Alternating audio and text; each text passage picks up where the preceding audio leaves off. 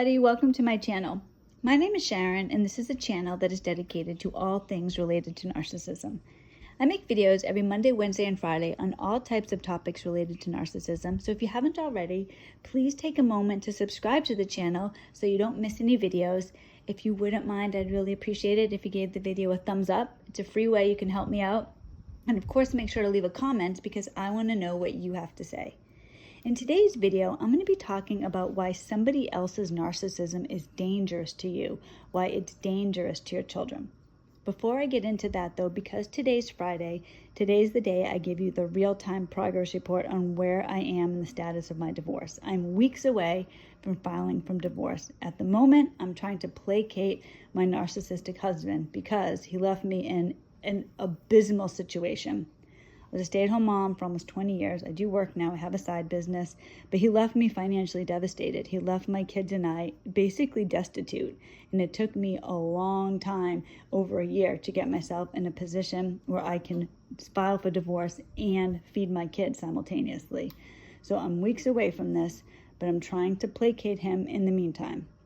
Those of you who are with a narcissist understand, when you are with a narcissist, they don't have any problems destroying your life. They don't have any regard. I mean, the problem, they don't have any morals. They don't have any empathy. So there's no standards. There's no standards of conduct. If you think about a man who's a narcissist, who has, wife and children, a man is going to take care of his family. A narcissist is going to make up excuses as to why he cannot. They're going to just feel bad for themselves. My ex doesn't care if his kids are homeless. I mean, that's a reality that I'm dealing with. Thank God I do care, and I know I'm all my kids have. I have to make the right decisions. So throughout this whole thing, it's a constant pep talk, right? I can do this. I can do this. I'm going to be able to be strong. Because when you're dealing with a narcissist who doesn't see reality, you have to be stronger than you have the natural strength to be. Joe has this great analogy, and it's so perfect for how a narcissist really is. It's almost like if you picture there's like this tornado. And so a tornado's coming, and this family runs, and they're in this cellar, so they're safe.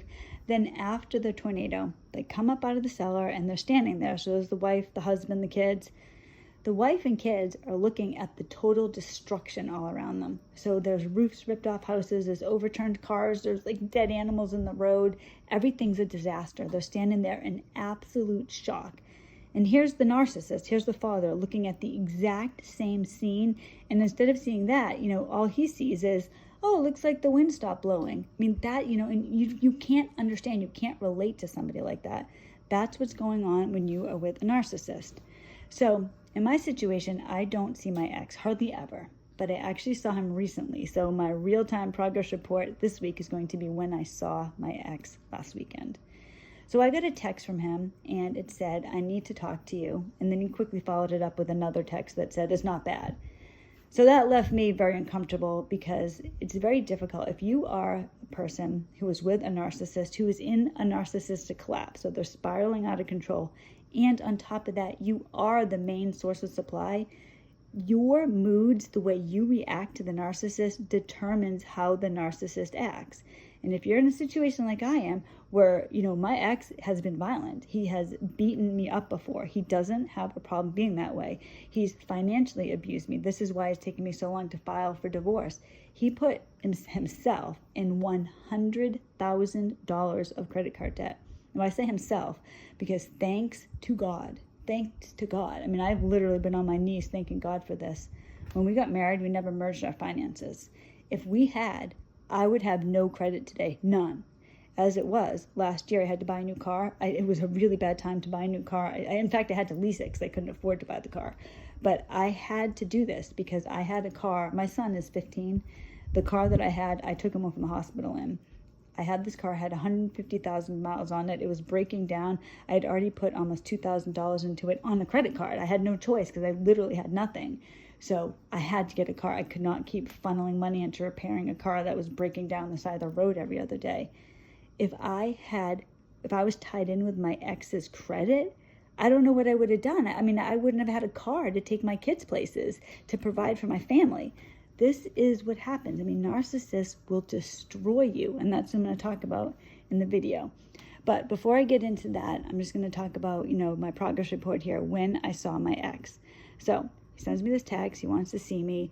I wanted him to tell me via text why he needed to see me, what the problem was, because I am the narcissistic supply. If I react poorly to something, he's going to go off. And he's, like I told you, he's been violent before.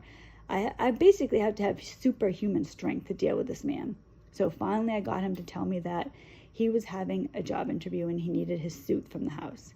He wanted to come over to the house. Now, those of you who have watched my videos know he can't come to the house because he's been violent at the house. He's traumatized my kids. He hasn't seen them for 15 months. We're afraid of him. To appease me, he tries to tell me, and I don't know if he really thought this was going to make me feel better or if he was trying to scare me. He told me he'll come with the police. So I told him, no, that's going to scare the kids.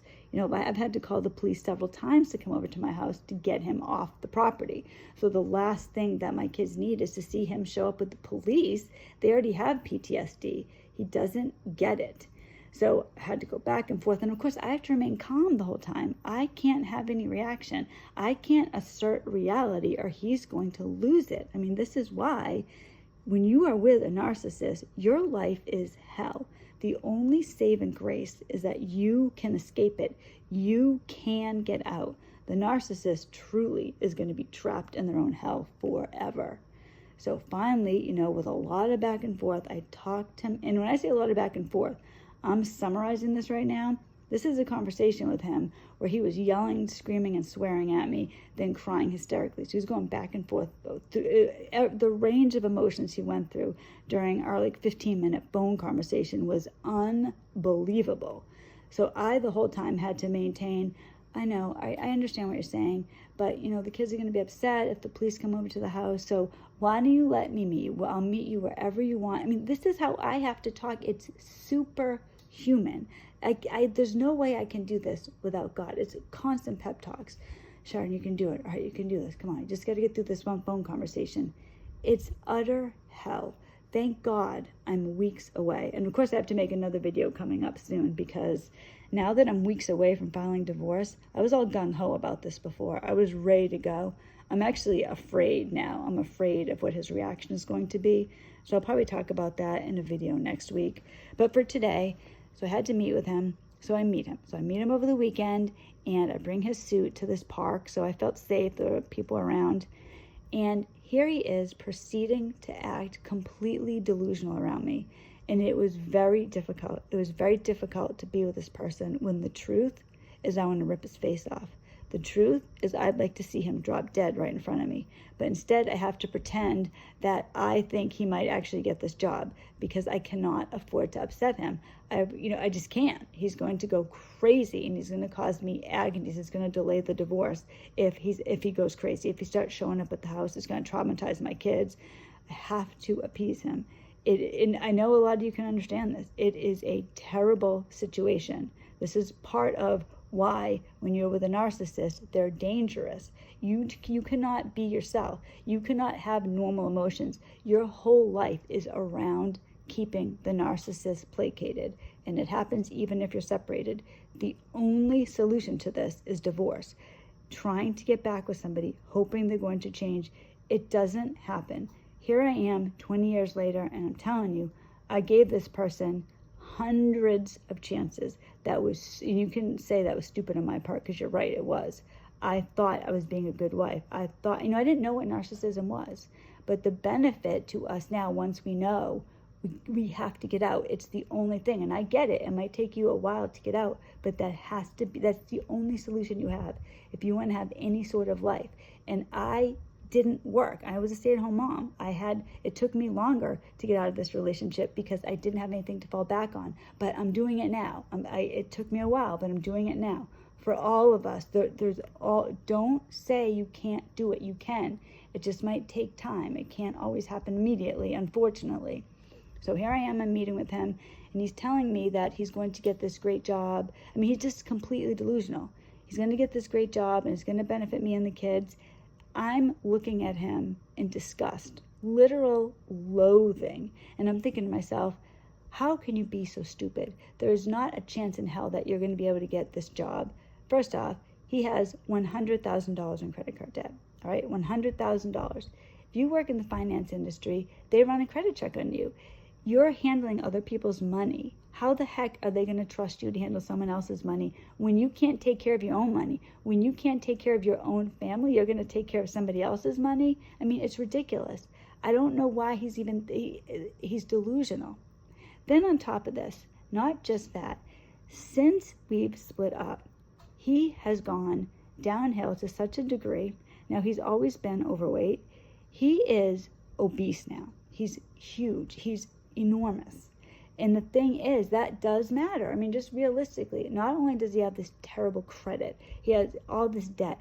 When he's at a job interview, this is what people are going to see. They're going to see two things about him. One, he obviously has no control over himself, right? His own habits. There's no control there. Then they run a credit check, and he has no control over his credit. He's trying to make me believe I have real children. This is a real life. I don't have time to play make-believe. And here he is trying to convince me. And I don't know if he believes it or if he just wants to believe it or if he's in fantasy world. I don't know. But he's trying to tell me that there's a chance that he's going to get this great new job when I know he's not. So here I am. I have to placate him. And he's acting like nothing happened. He sees me, all right, and he gets out of the car. Hey, how's it going? You look so good. Can I give you a hug? And it's like the person out of the storm cellar. You're looking around as if nothing happened, as if all the bad things that he did, all the trauma just didn't exist. This is the core of the person you are dealing with if you're with a narcissist. If you are in a situation with a narcissist where they're telling you they're going to change, things are going to get better, and you believe them, this is who the person really is. Underneath it all, they don't care. They're blind. All they want is what makes them happy. For my ex, he wants to be with me and he wants to be with the kids, not because he loves me, not because he loves the kids. I'm under no illusion of that. It's because he wants me to take care of him. He liked it better when I was doing everything for him. He liked it better when the kids actually liked him. He doesn't want to try to make things better. I mean, the relationship between my ex and I, it can never be revived. But if he actually put effort in, he might be able to have some sort of relationship with the kids. But a narcissist can't look at it that way. They don't look at it and think, well, geez, maybe I could at least have some minor communication. Maybe when I see Sharon, I'll write them each a little note and give it to her, and maybe she can give it to them. Maybe I can talk to them on the phone, even just for a minute. Maybe I can send them a quick text, thinking of you. It's nothing like that. It can only be the narcissist way. They live in complete delusion. And now I'm going to get into why they're dangerous, why it's dangerous to be with a narcissist, why narcissism is dangerous for you. Main reason is that they do not have any empathy. They don't have any empathy. They don't have any remorse. So somebody that doesn't have empathy is dangerous because they don't care about anybody else. They only care about themselves. So literally no one else matters. They have a sense of entitlement. They deserve whatever they want. The world owes them. You owe them. So if that's your situation, you're dealing with somebody that will put themselves above you every time. And because they don't have any morals on top of that, they can be dangerous. Nothing will stop them if they feel desperate. That's why I have to placate him. My ex has been physically abusive. He has broken my nose. He's beaten me up several times. He does not feel remorse about this. He doesn't care. I know it's in him to do this. He's punched walls. He's hurt himself. He's violent. There's nothing. I don't believe that there's anything that will stop him from doing whatever he wants. If he found out, and this is why I'm going to talk about this in a later video, when he finds out that I'm filing for divorce, I'm actually afraid of what he's going to do. There were 2 times when I think that my kids and our lives were in danger. Now, I didn't know this at the time. It's in retrospect, so maybe not, but I'll tell you what they are, and you can come to your own conclusion.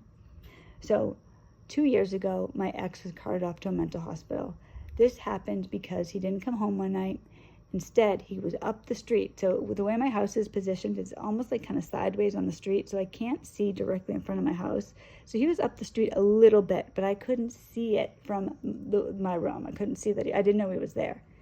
Police woke me up in the middle of the night because somebody found him passed out drunk with a loaded gun. The police believed that he was suicidal. He told, he didn't tell them this, I shouldn't say, he didn't say that. He agreed with them. When the police said that he was suicidal, he agreed with them.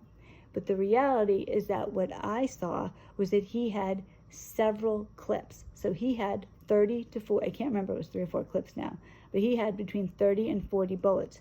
Why did he have this many bullets? What would he need this many bullets for? What would happen if I went up to the car, if the kids went up to the car? I think that we were in danger, and if somebody hadn't called the police, I don't know what would have happened. It really frightens me. And then there was another time, and this was the last day that we were together. This was in December of 2019. He came home from work and was giving me a silent treatment. We got in a big fight. He ended up hitting himself. He was banging his head on the wall, and he was carted off. He was forced out of the house by the police because he tried to get me arrested for it. I found out the next week, I started getting these bills in the mail. He had stopped paying every single bill. He wasn't paying anything, nothing. He wasn't paying the mortgage. He wasn't paying the electric, phone, water, nothing, not one bill. I don't know why somebody would do that, because I think to myself now, well, what was he going to say to me? And I actually called him. I got a notice from the mortgage company that they were going to try to kick us out of the house. So I called him up and I'm like, you didn't pay the mortgage? They were talking. I get a foreclosure notice. So I called him up at work, panicked. Why didn't you pay the mortgage? And his reaction was, I don't know. I just didn't. I mean, that was his reaction. This is somebody who's delusional, not in their, it's crazy. It's crazy. I think that there was a chance that he was going to kill us. He has access to weapons. We have several guns in the house. He was already up the street months earlier with this loaded gun. I think that I believe my kids and I, divine intervention came in to save us. He would have no idea that what happened when he got kicked out of the house was going to happen. I went off on him because he was giving me a silent treatment. He's been giving me silent treatments for 20 years. I've always put up with it. I couldn't handle it that night. I could not handle it. I kicked him out of the house. He got incredibly violent. His violence towards himself scared me. And then he tried to get me arrested. He'd never done that before. He was completely unbalanced. So we haven't lived together since. That was the reason that our marriage ended. That happened, and that's why. I think I was saved divinely, and my kids. I don't know why he would do that. Why he wouldn't pay these bills. It's absolutely terrifying. A narcissist takes pleasure in the pain that they cause others. They like it. When they're seeing you cry, I mean, this is who you're with. You're with somebody who sees you cry and is thinking, wow, I have the power to do that. Most people who engage in domestic violence are narcissists. Their feelings matter, yours don't. And especially, now women can be violent too, and if a woman has a gun, I mean, it doesn't matter who you are. You could be the biggest guy in the world. A gun is the great equalizer. You're in danger with somebody like this. But particularly if you're a woman, they don't need just a gun. My ex, he's a lot bigger than me. He has beaten me up before. He could kill me. He could beat me up. I would not have the physical strength to beat him up. That's why I wasn't arrested when he claimed that I beat him up, because the police looked at me and they looked at him. It wasn't possible. I'm small. It's just not possible. It is possible for him to do that to me, though. That's a huge distinction. Narcissist brains are wired differently. They have less gray matter and areas of the brain associated with empathy, and they have hypersensitivity and brain system associated with distress and social pain networks. They think differently. They really are wired differently. So when you think about how you would act, you can't think, well, the narcissist must feel the way that I do. If I'm talking to you, I don't know most of you, but you can understand the things I'm talking about because you have normal human empathy. You can understand what I'm saying. A narcissist cannot. They only see things from their own view, and their own view is 100% conditional on how they feel about what's happening to them. So there's no generic term. Like if I told you that, say I told you that I hit my kids, you're going to think that's wrong no matter what justification I have. A narcissist doesn't feel that way. Well, yeah, but I had to because they looked at me funny. They wouldn't clean their room. I had to do that. And then they can't understand why you don't understand that. That's how a narcissist is. They have a justification for everything, and it doesn't matter what you say or what anybody else says. They matter more. You're just stupid. That's how they're going to look at you. So be aware that these people can become violent because people are possessions. And danger isn't only physical. That's a big factor, and it's something to consider. But there are other forms of danger associated with narcissism. Financial abuse. I mean, I told you my ex is $100,000 in debt, credit card debt. He's a compulsive gambler. And I think what he did was that he gambled, he had to pay this money, and then he lost again. So he started taking cash advances on credit cards. Well, you know what, I'm going to bet a big amount. I'm going to bet $10,000, and then I'm going to cover that debt, and Sharon's never going to know. I mean, this is insane, but this is the way that they think. Stalking. They can stalk you. They do this. My ex does this. I mean, even to the degree he has pictures sent to him every day from the post office. And you can do this. You can sign right up for it at USPS.com or .org, whatever it is. You can have pictures of your mail sent. So he knows every piece of mail that comes to the house. I had a wedding invitation sent to my house for people he didn't know. He actually called me up and was talking about these people and saying, so who's so-and-so and so-and-so? I look it up their registry. How do you know them? I mean, he was looking up their registry because he saw their return address on the wedding invitation. He doesn't know these people. It was scary. He also recently, we ordered a pizza to the house. I ordered a pizza to my house. Apparently, he was somehow connected. The address to the pizza place was, he must have had like some rewards card or something. Once the address triggered in there, he got an email telling him that we had ordered a pizza. He sent me an email. Oh, so you guys got pizza? You got pizza? That's weird. That's scary. It's stalkerish. Why is he doing this to me? It seems minor, like just on the face of things, but on top of everything else, it's intimidating. He's basically telling me, I know what you're doing. This is your involvement when you have a narcissist. All these things are happening. And then there's false claims. Narcissists can, will, and do file false police reports against people. They get people in jail. Joe's been arrested before for no reason. I almost was. My ex tried to get me arrested. If I was a bigger person, if it was the other way around, if I had accused him of beating me up and he hadn't, he probably would have went to jail. That's what happened to Joe. Men are railroaded by narcissistic women. So they will file false police reports against you. They will cause lots of problems, as many problems as they can. They want to hurt you. They want to cause you distress. They don't have any respect for you, no empathy. That makes somebody extremely dangerous.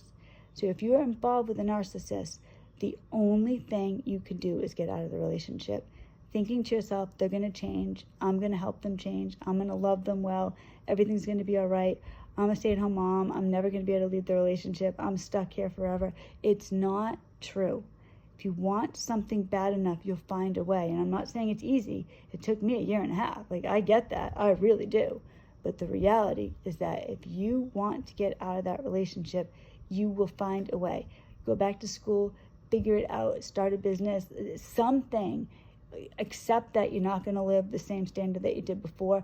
Whatever it is, you will go down with this person. They will take you down with them. There's no life being with a narcissist. They can't change, but you can. You can. So you have to, I have to do all the time when if I have to see him or talk to him, talk to myself. All right, I can do this. Sharon, you can do this. I mean, it's a horrible way to live, but the reality is I'd rather do this for a short amount of time than be this way for the rest of my miserable life. So you need to think about that, how you can get out, because you can, and we can all support each other and cheer each other on. Some of us, it's going to take longer than others, but for everybody, we can get out. We can be free. Thank you so much for watching this video. Very grateful for everybody who watches my videos. I'm sorry I'm getting texts as I'm recording this at the end.